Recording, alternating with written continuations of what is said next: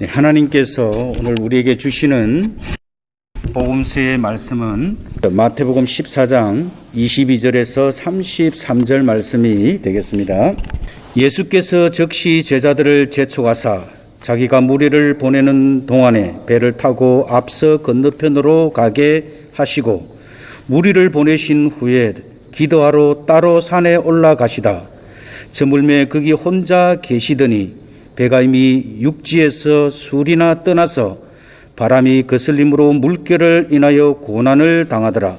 밤 사경에 예수께서 바다 위로 걸어서 제자들에게 오시니 제자들이 그 바다 위로 걸어오심을 보고 놀라 유령이라 하며 무서워하여 소리를 지르거든 예수께서 즉시 일러 가라사대 안심하라 내니 두려워 말라.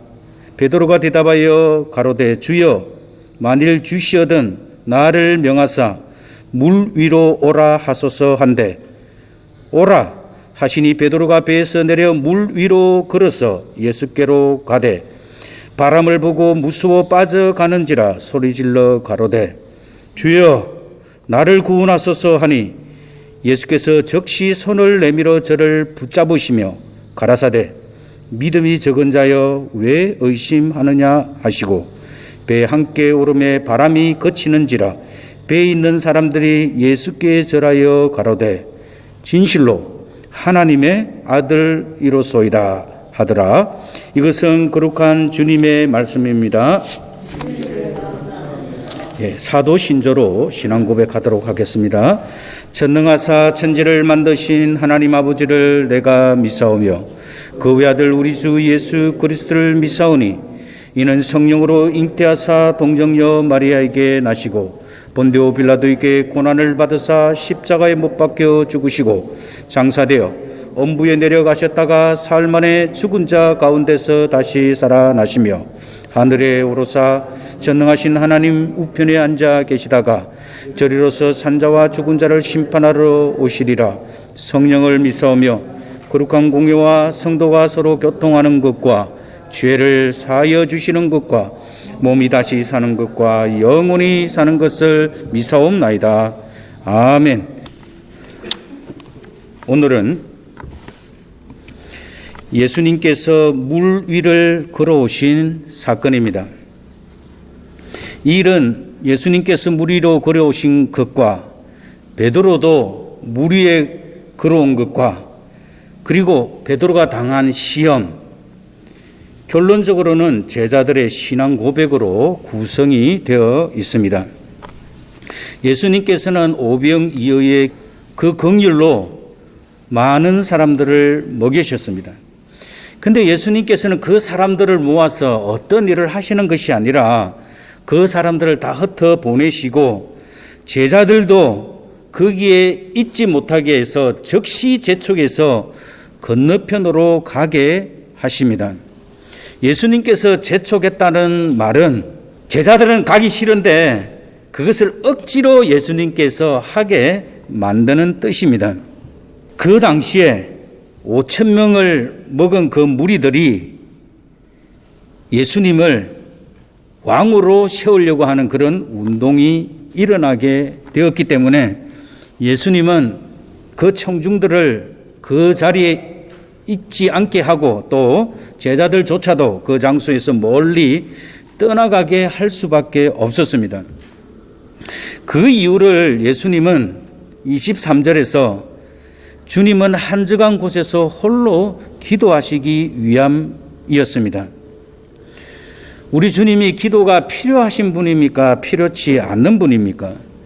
주님은 하나님이시기 때문에 기도가 필요하지 않으십니다.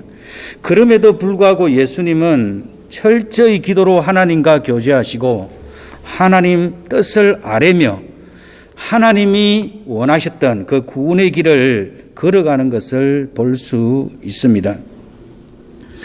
따라서 우리들도 우리의 삶을 참으로 믿음 위에 있다 그러면 하나님과 기도로 철저히 우리 자신의 삶을 하나님께 맡기는 것이 필요하다라는 것을 보여주고 있습니다. 이 큰 기적 뒤에 많은 사람들이 구원을 받게 되는 이 구원의 복음에 하나님께서 이루어 가시는 그 구원의 때를 위하여서 예수님께서는 묵상하시며 또 이런 놀라운 긍휼의 기적이 일어남에 대한 감사의 기도를 드리기 위하셨음이십니다. 예수님은 꼭 기도하실 때 보면 그 앞에 단어가 하나 붙어 있어요. 석관을 조차 기도하셨다라고 되어 있습니다. 우리도 인생을 살아가면서 기도할 때와 기도하지 않을 때를 살펴보면 그 차이가 엄청 크다라는 것을 알 수 있습니다.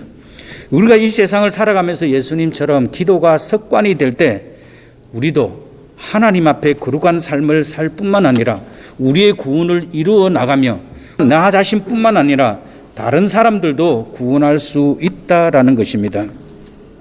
그리고 이것은 요한복음에 나오는데 예수님께서 그 백성들이 예수님을 통하여서 자기들이 정치적인 욕망을 성취하려는 그 기대가 매우 높아졌다는 것을 알았기 때문에 이것은 예수님께서 이루실 그 구원 사건에 전혀 도움이 되지 않기 때문에 그렇게 하셨습니다. 오늘 예수님께서는 기도하러 어디로 가셨습니까? 바로 산으로 가셨다라고 말씀합니다. 산은 혼잡한 무리들과 격리된 영적 교제의 장소입니다. 더불어 이곳에서 예수님께서는 제자들이 항해하고 가는 그 모습을 볼 수 있었을 것입니다. 예수님께서는 기적을 행하신 후에 예를 들어 안식일에 오른손 마른 사람을 고친 후라든지 문둥병을 고친 후라든지 또는 각종 병을 고치신 후 예수님은 종종 한적한 곳을 찾아 나셨으며 그곳에서 기도와 묵상을 하셨습니다. 바로 예수님께서 그렇게 사역을 하실 수 있는 그 능력이 바로 하나님의 아들이라는 사실에도 있었지만 성부 하나님과 기도로 깊은 교제에 나눈 것에 있었다는 것을 예수님께서 아셨기 때문입니다.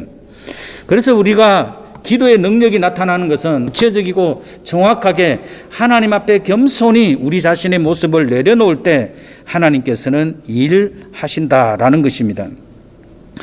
바로 예수님이 하나님과 깊은 교제를 나누셨던 것은 바로 그의 구원 사역을 가능케 하신 예수님의 내적 삶의 본질이셨습니다. 예수님의 기도와 이적을 행하시는 그 사이에서 이적을 행하는 것이 중요한 것이 아니라 바로 기도가 더 중요하다라는 것을 우리들에게 실제로 보여주시는 것입니다. 우리의 구원의 삶을 가능하게 하는 것도 바로 기도의 줄을 놓아서는 안 된다라는 것입니다. 그래서 우리는 기도가 영적인 호흡이며 우리의 삶을 하나님의 영광으로 인도하게 하며 위기 때 우리를 구해주는 생명줄이 된다라는 것입니다.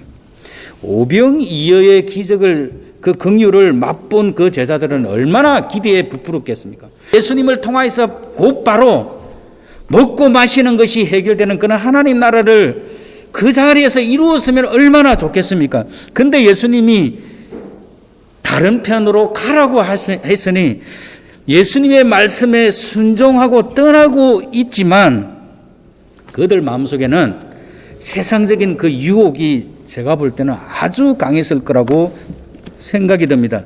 그들은 배를 타고 성경에는 수리를 떠났다라고 되어 있는데 성경학자들에 의하면 약 4 내지 5km에 해당하는 그 항해를 하고 있었다라는 것입니다. 자, 예수님의 말씀에 순종해서 가고 있습니다.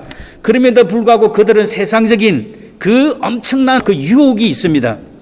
자, 그러면 예수님의 말씀에 순종하고 가면 우리 생각은 어떻습니까? 순풍을 만나서 잘 돼 가야 되잖아요. 근데 오늘 말씀은 바로 순풍을 만나는 것이 아니라 역풍을 만나게 됩니다. 이를 성경은 바람이 거슬림으로라고 말씀하고 있는데 갈릴리 호수에서 부는 이 바람은 폭풍우를 동반한 돌풍으로 급격한 기후 변동과 이 바람이 몰아치면 배가 깨지듯이 아주 강한 바람이 분다고 합니다. 성경에서 바람은 인생의 덧없음 또는 하나님의 심판, 사람을 흩어지게 하는 재난, 사람을 미혹하게 하는 교훈 등을 상징하기도 합니다. 제자들이 지금 배를 타고 가면서 그들은 배 안이 안전하다고 생각했을 것입니다. 우리 인생도 마찬가지입니다. 주님과 함께하고 집도 있고 적당히 쓸 돈도 있고 친구가 있으면 그냥 인생이 그냥 굴러가다가 하나님 오시면 그냥 가면 되지 않느냐 이렇게 생각합니다. 근데 배 안에 들어있는 내가 귀중하게 여기는 금은 보화가 아무리 많이 쌓여 있다고 할지라도 바다가 흔들리면 바로 배도 흔들릴 수밖에 없다는 것입니다. 따라서 우리 인생도 이 세상이라는 이 바다를 항해해서 우리가 천국으로 가고 있는데 이 바다는 가만히 있는 것이 아닙니다. 계속 바람으로 인해서 이 물결이 치게 되는데 때로는 우리를 집어삼킬 만큼 엄청난 그런 위협이 되기도 한다라는 것입니다. 우리가 얼마나 편안한 인생을 살았는지 이 코로나 바이러스를 통하여서 이전 일들을 생각해 보면 참 이것이 얼마나 일상생활들이 얼마나 큰 하나님의 은혜다라는 것을 우리가 깨닫고 있습니다. 지금은 코로나 바이러스라는 전대미문의 이 역풍이 부르고 있습니다. 세상에 전통적으로 믿어왔던 그런 가치관들이 흔들립니다. 우리가 생각해온 일상적이고 너무나 당연한 일들이 은혜라는 사실을 뼈저리게 느끼고 있습니다. 바다 같은 세상 자체가 코로나 폭풍으로 위험 물질이 폭발하듯이 흔들리기 때문에 세상에 살고 있는 우리가 비록 순종하여 믿음 안에 있지만 우리가 가지고 있는 우리 안에 쌓아둔 모든 것들이 안전하지 못하다라는 것을 피부로 느끼며 살아가고 있습니다. 제자들은 환호하는 군중들, 열광하는 군중들을 뒤로하고 예수님으로부터 떠밀려 배를 타고 가고 있는데 바로 제자들이 그 마귀가 주는 그 시험, 세상 권력에 대한 그 미련이 아쉬움이 그 가슴 속에 남아 있습니다. 예수님께서 함께 새로운 왕국을 세우면 되는데 왜 우리가 그 장소를 떠나야 하는지가 그 제자들 마음을 여전히 괴롭혔다라는 물음이 가능합니다. 죄로 타락한 본성은 세상에 머물고자 하며 부와 기와 영광을 누리려고 하며 그것을 통하여서 안전을 느끼려고 하는 것이 인간의 본성이다라는 것입니다. 그런 마음을 가지고 이 배가 순탄하여 가면 참 좋겠지만 오늘 그 배를 향하여서 정면으로 거센 바람이 거슬리면서 배를 흔들고 있습니다. 아직도 예수님이 죽음으로 이루실 하나님 나라의 소망에 관해서 그들은 여전히 무지하며 무관심하며 그들은 여전히 예수님이 이런 능력과 기적을 통하여서 왕이 되면 누릴 영광만 생각하고 있었다라는 것입니다. 그러니 지금 제자들의 마음이 얼마나 복잡하겠습니까? 그걸 떠나는 것도 힘든데 거기에 역풍마저 불어왔으니 그들의 마음이 산산조각 지금 깨어지고 있다라는 것입니다. 그 결과가 성경에는 딱 한마디로 표현하고 있는데 바로 고난을 당하더라 이 말입니다. 이것은 시금석으로 시험을 당하다 고통을 주어 신문하다라는 뜻이 있는데 제자들이 자신들이 배를 타고 바다를 향해 다른 편으로 가라는 예수님의 명령이 어쩌면 그 큰 시련이었고 고통이었을 것입니다. 그런데 마음의 경랑이 일어나는 소용돌이 속에서 진짜 마음의 강풍이 아니라 진짜 강풍이 불어와서 제자들이 풍랑으로 인해 육체와 정신의 급격한 위기에 봉착했다라는 말입니다. 사랑하는 성도님, 이 상황이 어떤 상황인지 정확하게 이해를 하는 것이 필요합니다. 영적인 시험과 환경적인 시험이 같이 그 제자들 그 작은 배 속에 휘몰아치고 말았다라는 것입니다. 제자들은 이 중에 큰 난관에 부딪혔다는 말입니다. 참으로 제자들은 마음도 몸도 상황도 죽을 수밖에 없는 깊음으로 빠져들고 있었다라는 것입니다. 제자들이 이러한 총체적인 곤란을 경험하는 이 시간에 예수님께서는 그 협곡 그 산에서 불어오는 그 산바람이 얼마나 무섭고 얼마나 세찹니까? 그 예수님 역시도 그 고난 중에 하나님께 기도하고 계셨다라는 것입니다. 우리는 제자들이 고난 당하는 것만 생각합니다. 우리를 구원하기 위해 오신 주님은 하나님이시니 아무 시험도 아무 걱정도 없을 것이라고 생각합니다. 그렇지 않습니다. 예수님도 우리 인간의 본성을 가지셨기 때문에 이 땅에 왜 그런 유혹과 왜 그런 시련이 없었겠습니까? 여러분, 인간이 홀로 야산에서 그 세차게 불어오는 바람과 함께 기도한다는 것은 참으로 인간으로서는 견디기 힘든 고통이고 아픔이라는 것입니다. 저는 제자들의 그 고통보다는 예수님께서 그런 고통 가운데서 그것도 단 한 분으로서 그 하나님 앞에 우리를 구원하시기 위해서, 그리고 그 고난당하는 그 제자들을 보고 계신 그 주님이 제 마음속에 크게 다가왔습니다. 예수님에게는 전능하신 면이 있기 때문에 우리가 당하는 마음의 고통보다 그 시련의 바람이 더 크다고 저는 생각합니다. 예수님은 아셨습니다. 앞으로 고난의 바람이 더 세게 불어올 것을. 유대 정치 지도자들과 종교 지도자들이 계속 음모로 예수님을 함정에 빠지게 한다는 것을 예수님은 아셨습니다. 그것뿐만 아니라 어리석은 백성들은 이 땅의 구원을 이루기 위해서 십자가에 죽으실 그 예수님을 알지 못하고 오히려 세상의 왕을 삼으려고 하는 그 세상적인 유혹, 이런 것들이 얼마나 큰 유혹입니까? 예수님께서는 그 시간에 이런 엄청난 시련의 바람을 맞으면서 그 고통 가운데서 예수님은 기도를 통하여서 그 고난을 스스로 극복하시고 능히 물리치시고 승리하셨다라는 것입니다. 그에 반하여 제자들은 주님의 도우심으로만 그 고난에서 헤어나올 수 있었습니다. 제자들은 배 가까이 오신 예수님을 주님으로 확신할 때까지 배에서 고난을 당하였던 것입니다. 이때 예수님께서는 그들의 고난을 친히 목격하고 계셨으며 즉시 그들을 찾아오셔서 구원하시지도 않으셨습니다. 예수님께서는 그들에게 불어닥친 시련을 통해 믿음을 훈련시키기 위한 의도가 있었습니다. 우리는 이런 예화를 들은 적이 있습니다. 독수리의 새끼들이 처음부터 고공을 솟아오를 수 있는 것은 아니다. 그들의 보금자리는 아슬아슬한 절벽 위에 있으며 바위턱 위에 있다. 이 보금자리를 어미 독수리가 때가 되면 뒤흔들어 어린 새끼들을 쪼아 낭떠러지 밑으로 떨어뜨린다. 그러면 새끼들은 비명을 지르며 어설픈 날개짓을 하며 떨어진다. 새끼 독수리가 바닥에 떨어지려고 하는 그 찰나 어미 독수리는 새끼들을 근처로 날아와서 그 새끼를 낚아채어 올라간다.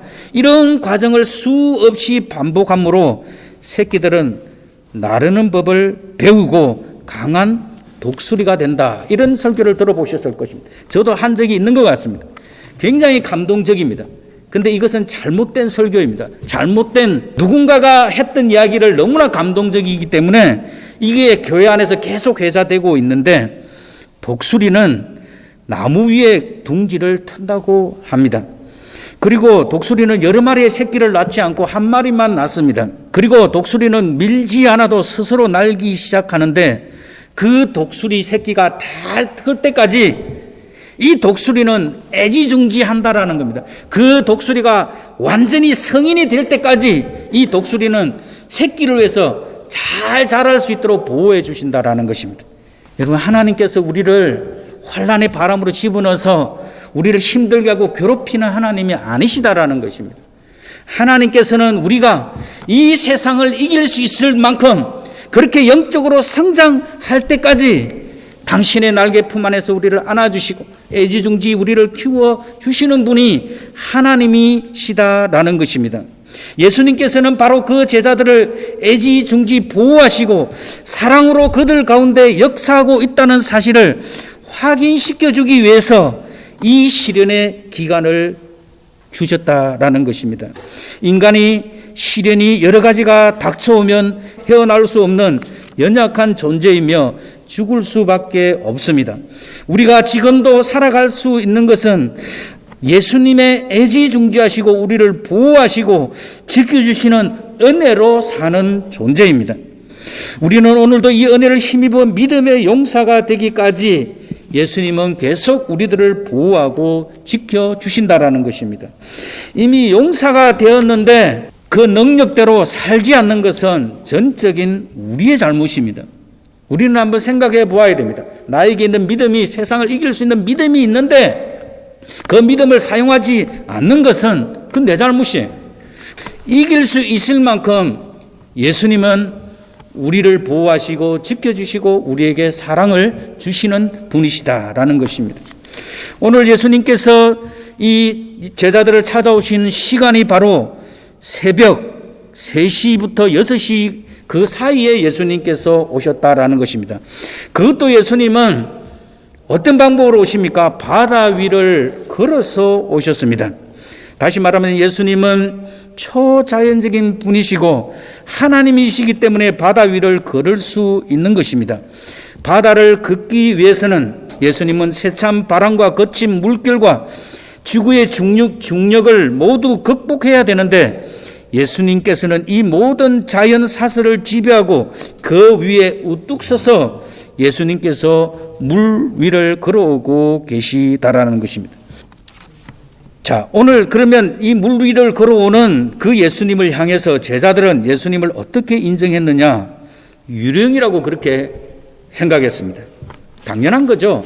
지금 고난을 당해서 죽을 지경인데 웬 시커먼 물체가 하나 이렇게 걸어오니까 모든 사람들이 다 이것은 유령이라고 생각할 수밖에 없습니다. 이 유령이라는 말은 실체가 없는 허상 또는 망령, 귀신 등을 의미합니다.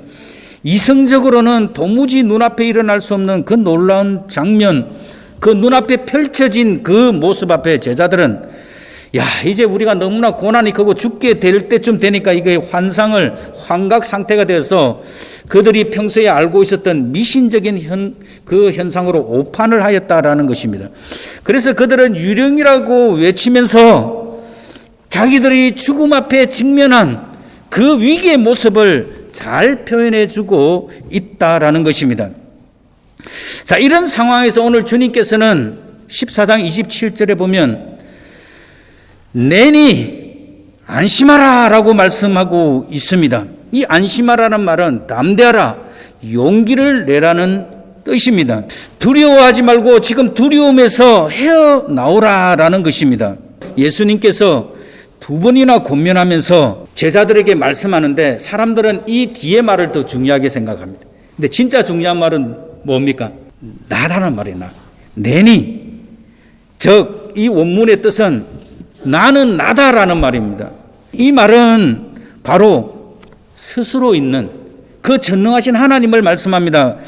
모세가 하나님의 소명을 받을 때 그 호렙산에서 당신 이름이 뭡니까? 하나님. 그렇게 물어보니까 나는 스스로 있는 자니라 I am that I am 그 말을 썼거든요. 그래서 오늘 예수님도 내니 나는 나다라는 것입니다. 다시 말하면 이 용어는 유대인들에게는 굉장히 익숙한 단어입니다. 하나님을 지칭할 때 쓰는 말이에요. 그 예수님께서 오늘 바로 그 말씀을 합니다. 내 스스로 있는 자가 오늘 너희에게 말하니 너희는 안심하라, 담대하라고 이야기하고 있는 것입니다. 나는 나이신 예수님은 많은 병자들을 고쳐주시고 굶주린 사람들을 배부르게 하셨으며 배 안에 있는 사람들을 제자로 삼으셔서 권능을 주신 분으로서 예수님은 자신을 그들에게 확신시켜주는 참으로 놀라운 말씀이다라는 것입니다. 그들을 애지중지 지켜주시는 그 돌보시는 그분이 바로 스스로 있는 하나님으로서 지켜주시고 위로의 말씀을 주시는 것입니다. 풍전등화와 같이 파선의 위기를 겪고 있는 제자들 뿐만 아니라 이후에 대박해를 당하여 신앙과 삶의 위협을 받고 있는 초대교회의 성도들에게 큰 힘이 되었을 것이며 오늘의 성도들에게도 동일한 힘을 주시는 말씀입니다.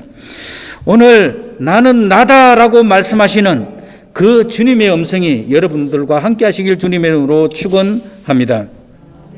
그 함께 하시는 말을 들었던 그 베드로는 참으로 놀라운 사람입니다. 만일 나는 나라고 말씀하시는 그 주님이면 나를 명하여 무리로 오라 하소서라고 말합니다. 이것은 열정적인 신앙을 가지고 있는 베드로의 일면을 잘 보여줍니다. 성경을 읽어보면요, 이 일 후에 베드로가 예수님의 특별한 수제자로 여겨지기 시작합니다. 베드로는 그 많은 제자들 가운데 이런 고백을 통하여서 제자 중에 제자가 되는 그 과정들을 겪어가고 있다라는 것입니다. 자, 예수님께서 베드로를 통하여서 물 위로 걸어오라라는 말씀 이거 한 번 하고, 그 다음에 마태복음 16장에는 베드로의 신앙 고백을 이끌어내셨습니다. 주는 그리스도시요 살아계신 하나님의 아들입니다 라고 그렇게 하는 그 신앙 고백도 이끌어내셨습니다. 그 다음에 베드로를 통해서 특별히 한 가지 더 하셨는데, 세금을 내라고 했을 때 예수님께서 베드로에게 뭐라고 이야기합니까? 가서 낚시해서 고기를 한 마리 잡아가지고 그 입을 열면 돈이 나올 것이니까 그거로 세금을 내라라고 이야기합니다. 바로 이런 모든 일련의 사건들이 예수님께서 바로 베드로를 수제자로 세우는 그 과정 중에 있다라는 것입니다. 그래서 이 베드로는 나를 명하사 물 위로 오라 하소서 그렇게 이야기하면서 바로 나로 하여금 물 위에 걷게 해달라는 요청하게 되는데, 더 중요한 것은 예수님이 말씀하사라는 단어입니다. 예수님께서 말씀하시면 바로 천지를 지으시고 지금도 섭리하시고 운행하신 그 말씀이 육신이 되어 오신 그분은 그 일을 하실 수 있다라는 그 믿음을 가진 베드로, 얼마나 위대합니까? 물 위로 걸어오라고 하는 그 허락이 떨어지면 걸을 수 있다는 그 믿음이 있었기 때문에 베드로는 그런 요청을 하는 것을 볼 수 있습니다. 거기에 대해서 예수님께서는 오라 그렇게 이야기합니다. 예수님의 오라라는 명령은 이미 당신을 믿고 오는 자에 대한 보호와 안전을 마련해 두고 계신 권위에 찬 명령이다라는 것입니다. 제가 물 위에 걸어오세요. 제 말 믿으면 다 빠져 죽습니다. 그러나 이것은 예수님께서 오라고 했을 때는 예수님 당신이 그 베드로를 지켜주심을 확실히 보장하는 그 말 가운데 오라고 하는 것입니다. 신앙이란 무엇입니까? 하나님의 명령에 자신의 전 인격을 복종시켜 하나님 말씀인 세계로 나아가는 모험가 같습니다. 모세의 부르심이 그러했고 이스라엘 백성들도 믿음으로 홍해를 육지같이 건넜다라고 말씀하고 있으며, 아브라함은 75세에 하나님께서 가나안으로 오라 하고 부르니 갈 바를 알지 못하고 나아갔습니다. 마찬가지로 믿음으로 베드로도 알지 못하는 그 풍랑이 있는 그것을 헤치고 예수님께로 나아갔습니다. 근데 결과는 뭐냐면 베드로는 바람을 보고 빠져들었다라는 것입니다. 베드로는 초능력 예수님께서 오라고 하는 그 명령을 듣고 걸어갔습니다. 여전히 폭풍의 위험이 있었습니다. 그래서 이 베드로는 이 두 가지 지금 싸움을 하는 거예요. 하나는 예수님만 바라보고 가는 싸움, 또 하나는 그 거센 파도와 바람이 부는 그것을 보고 이기고 나가는 싸움, 그 두 가지를 해야 합니다. 자, 이것은 우리가 살아가는 삶의 정황에서 일어나는 일들입니다. 풍랑을 보고도 걸어가야 하는 길과 예수님을 바라보고도 걸어가야 하는 길이 동시에 있는데 이 길을 두 가지를 함께 갈 수 없다라는 것입니다. 이 두 길을 같이 가면 같이 가려고 하는 그 순간 바로 물에 빠져들 수밖에 없다라는 것입니다. 신앙은 한 가지 길입니다. 두 가지 길이 생각이 되는 것은 바로 그것은 제일 처음 아담과 하와에게 찾아가서 의심을 심어 주었던 그 마귀의 유혹이라는 것을 우리는 알아야 됩니다. 신앙은 절대 중간지대가 없습니다. 물 위, 즉 예수님만 바라보고 걷는 온전한 믿음이 아니면 물 아래, 즉 현실을 바라보게 되므로 완전한 의심이 생기는 길, 그 둘 중 하나를 우리는 걷고 있다라는 것입니다. 자, 그러면 물에 빠져 들어갈 수 있어요. 물에 빠질 수 있어요. 왜? 우리가 전능하지 않고 우리가 약간 연약한 몸을 가지고 있기 때문에. 그래서 무서워 빠져가는 자신을 바라보며 베드로는 힘을 다해 외쳤습니다. 어떻게 외쳤습니까? 주여 나를 구원하소서. 그의 상황이 매우 긴박했음을 말해주고 있습니다. 물에 빠지게 된 베드로 자신의 몸을 구원해달라고 하는 의미로 사용되었지만 우리는 종종 신앙적인 의미에서 영혼의 구원을 의미하는 것으로 이해할 수 있습니다. 즉 주여 나를 구원하소서라는 말은 하나님을 떠났던 죄인이 그 죄악의 구렁텅이에서 헤어나기를 원할 때 부르짖는 소리며 자신의 힘으로 도저히 그 상태에서 벗어날 수 없다고 하는 한계를 깨닫고 절망 가운데서 비로소 주님께 돌아설 때 하는 고백이다라는 것입니다. 자, 그러면 이 성경에 재밌는 게 있어요. 14장 31절에 보면 베드로가 언제 빠졌느냐? 예수님이 가까이 있을 때 빠졌다니까요. 즉시 손을 내밀어 그 베드로를 붙잡아서 끄집어냈습니다. 주님 앞에 가까이 있다고 해서 유혹이 없는 것이 아니에요. 근데 주님 앞에 가까이 있으면 좋은 게 뭐예요? 주님이 우리를 즉시로 구원해 줄 수 있다라는 것입니다. 참 이 성경에 이 표현이 너무나 오묘하고 신묘하지 않습니까? 즉시 손을 내밀어. 그러니까 베드로가 지금 빠져 들어가는데 예수님이 손을 내밀면 베드로를 건져 올릴 수 있는 그 위치에 베드로가 있었다라는 것입니다. 예수님의 신속한 구원의 행위를 나타내는 말이 바로 즉시 손을 내밀어 저를 붙잡으시며 라는 말씀입니다. 예수님은 사실 물에 빠져 있는 베드로에게 말씀 한마디면 건져낼 수 있습니다. 그럼에도 불구하고 예수님은 친히 그 손을 내밀어 그의 몸을 붙잡았다고 하는 이 말은 주님이 우리를 향해서 붙잡으시는 그 사랑을 베드로를 통해서 우리에게 보여주신다라는 것입니다. 실로 우리가 거친 죄악의 세상 속에 들어갈 때 즉시 붙잡아 주시는 주님의 손에 의해 우리 신앙생활은 보존되고 유지될 수밖에 없습니다. 그러면서 예수님께서는 믿음이 적은 자여 왜 의심하느냐라고 말씀하셨는데 이 믿음이 적은 자라는 표현은 성경에 여러 번 나오는데 항상 제자들에게 말할 때 사용되어 있습니다. 이것은 우리로 하여금 믿음이 적다라는 그 판단과 비판과 어떤 부정적인 표현이 아니라 예수님께서 그들에게 책망하는 요소도 있지만 더 큰 것은 사랑으로 고면하는 것입니다. 깨달아 알게 하는 것입니다. 왜 믿음이 부족하여서 그런 일을 당하느냐? 다음에는 그런 일을 당하지 말고 잘 이겨나가라는 그런 뜻이 들어있다라는 것입니다. 예수님께서 베드로에게 원하셨던 것은 오라고 하신 당신의 말씀을 끝까지 전적으로 신뢰하는 참 믿음에 있었습니다. 이것은 예수님이 책망한 것은 믿음의 양, 적다 많다가 문제가 아니라 어떤 상황 중에서도 그리스도께 대한 지속적이고 확고한 신앙을 간직하는 것, 그 믿음의 질적인 측면을 강조한 말입니다. 왜 의심하느냐? 이 말은 원래 의미는 왜, 무엇을 위하여 의심했느냐라는 것입니다. 베드로가 물에 빠져 들어갈 때 베드로는 왜, 무엇을 위해 염려했느냐? 왜 무엇을 위해 염려했습니까? 자기 자신을 위한 염려. 하나님을 온전히 바라보지 못한 자기 자신에 대한 염려를 예수님께서 깨닫게 해주시고 알게 해주신다라는 것입니다.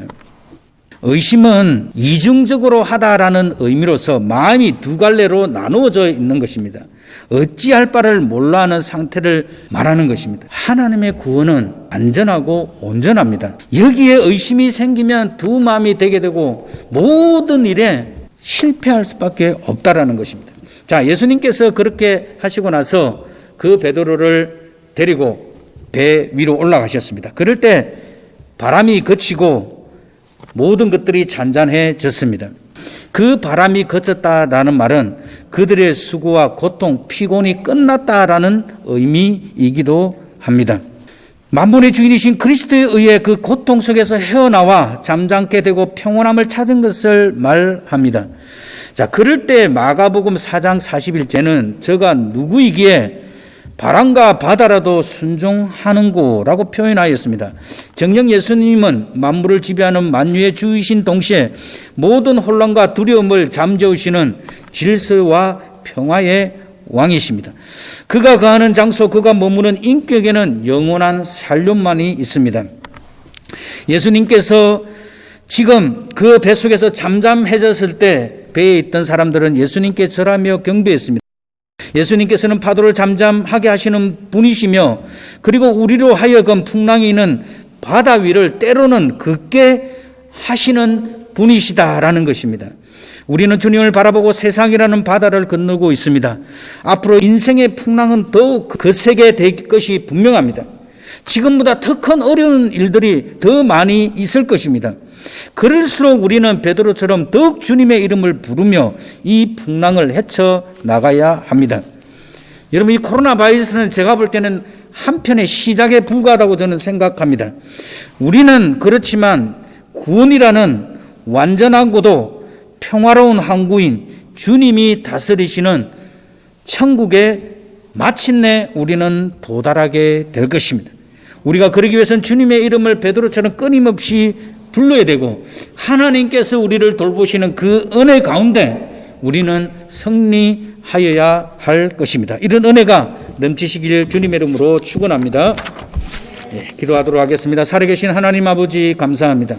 하나님께서 오늘도 우리들을 사랑해 주셔서 귀한 말씀을 주시고 이 말씀 가운데 하나님 우리도 이 세상에 거친 바람이 부는 것을 하나님 아버지 놀라지 않고 두려워하지 않으며 하나님 이 세상에 거친 그 바람을 맞으시며 기도하시며 이기신 그 주님을 바라보고 하나님 우리가 주님께서 주시는 그 평안과 그 사랑과 그 안전한 항구 아래 우리도 거할 수 있도록 주님께서 도와 주시옵소서. 하나님 때로는 우리가 바람을 보고 우리도 무서워 참 세상이 왜 이렇게 힘드냐라고 고통할 수밖에 없습니다. 그러나 우리는 고통 가운데 더 소리를 높여 주의 이름을 부를 수 있도록 주님께서 도와주시고 우리를 즉시 손을 내밀어 붙드시는 그 은혜 가운데 하나님 이 세상에 거친 바람을 이겨나갈 수 있도록 우리 하나님께서 도와주시옵소서. 주님, 오늘 제자들이 주님 앞에 온전히 경배하고 하나님의 아들이심을 고백한 것처럼 이 풍랑 속에서도 주님 저희들은 주님 앞에 경배하며 주님의 이름을 부르며 하나님께 영광 돌리는 예배자의 삶을 살 수 있도록 우리 하나님께서 도와주시옵소서. 감사합니다. 예수님의 귀하신 이름으로 기도드립니다. 아멘. 여호와는 내게 복을 주시고 너를 지키시기를 원하며 여호와는 그 얼굴로 내게 비치사 은혜 베푸시기를 원하며 여호와는 그 얼굴을 내게로 향하여 드사 평강 주시기를 원하노라. 아멘.